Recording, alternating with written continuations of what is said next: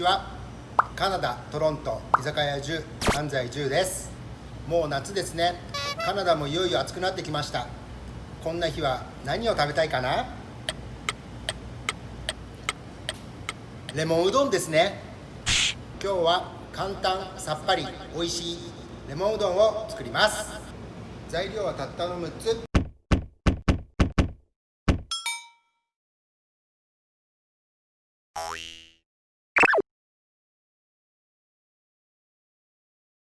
だしから作っていきます。かつおだし、薄口醤油、みりん。だしが沸いたところに先ほどのスライスレモンを入れます。絞ったりとかしないでください。バーン。しばらくして粗熱が取れたら冷蔵庫に入れといてください。トッピングの野菜と薬味のネギを切りましょう。きゅうり洗ってください。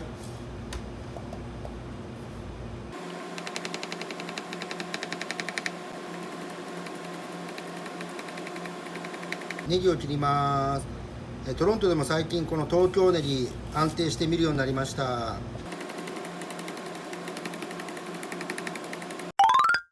ボイルして冷水で締めた冷凍うどん、はい、これを盛り付けていきます。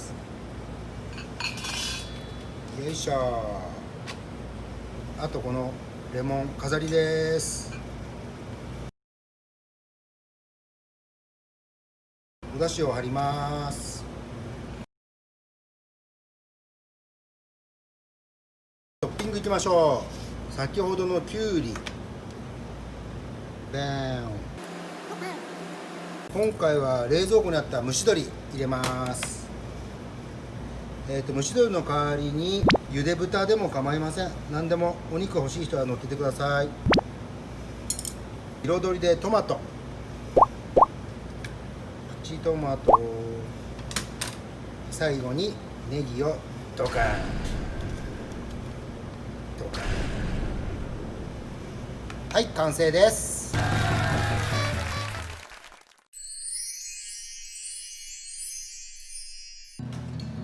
いただきます。